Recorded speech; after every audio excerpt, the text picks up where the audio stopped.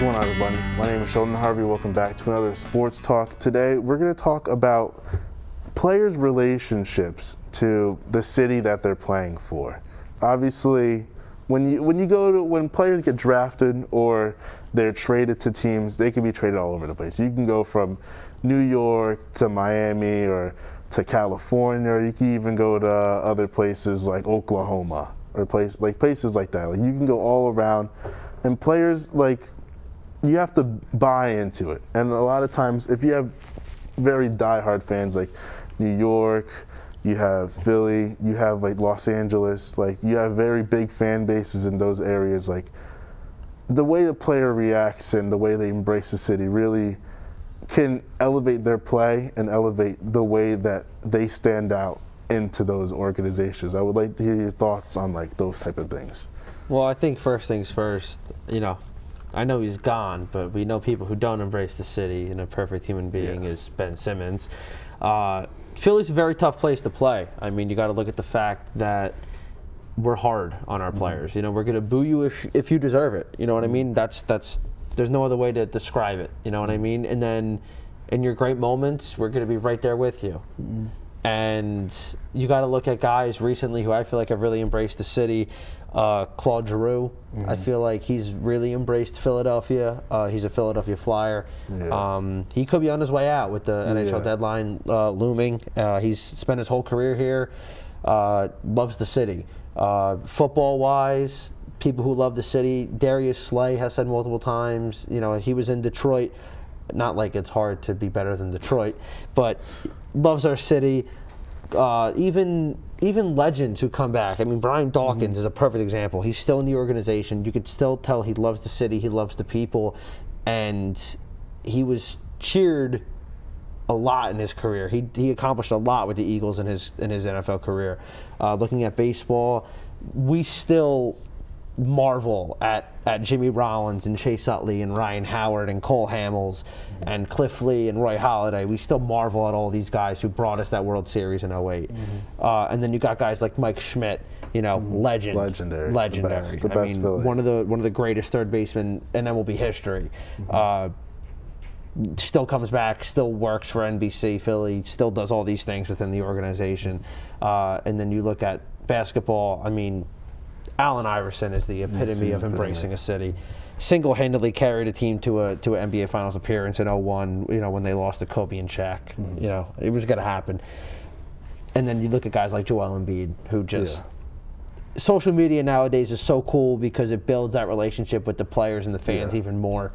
And watching Joel Embiid tweet the Rip Bozo meme when Ben was traded is just something that is hilarious because we're all human beings, and in terms of Philly, I think we all have the same ideas and the same thoughts about players. But it's so it's cool to see a potential MVP actually think the same that me and you are thinking, and we're here doing this.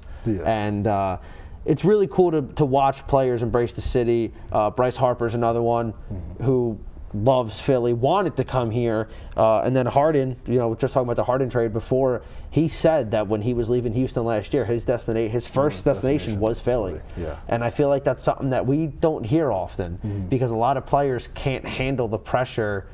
Everybody wants to talk about New York, how big of a deal it is to play in the Garden night in and night out, but playing in Philly is tough, just as tough. And New York is their tummies are still kind of full. They got their 27 rings. They beat Brady in the Super Bowl twice. Their stomachs are full. We're starving. We're still starving. I mean, we just won our first Super Bowl 3-4 years ago. You know what I mean? We only have 2 World Series. We have 2 cups. The Sixers haven't won since the '80s. So we're dying. We're dying for more championships. And the players that we push to obtain these championships for us, is phenomenal. And I feel like if you really want to love a city, I feel like Philly is just the epitome of that. And I think from what me and my dad say, because my dad is he's a Milwaukee Bucks fan, but he put me into Philly when I was growing up. I think my first game was back in 2013. I saw Drew Holiday when he was a Sixer.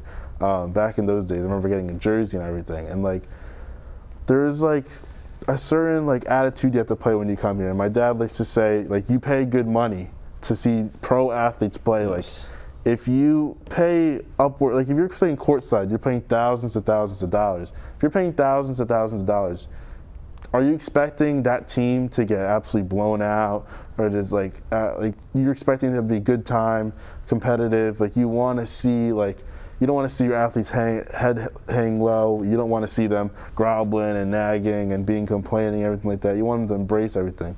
I think there's a lot of players that have earned my respect. Tyrese Halliburton played for the Kings, one of the worst organizations in basketball, haven't made the playoffs in like 14 years.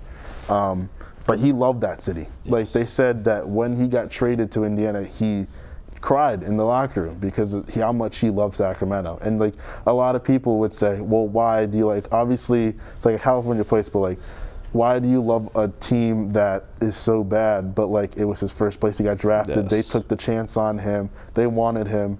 The players love them.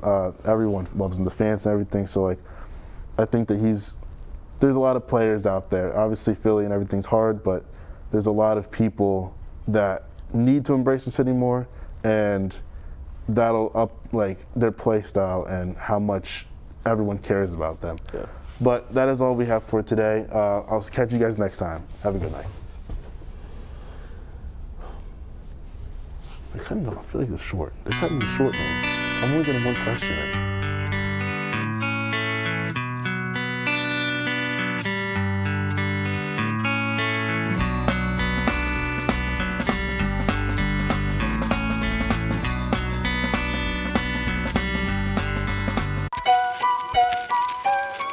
That fool.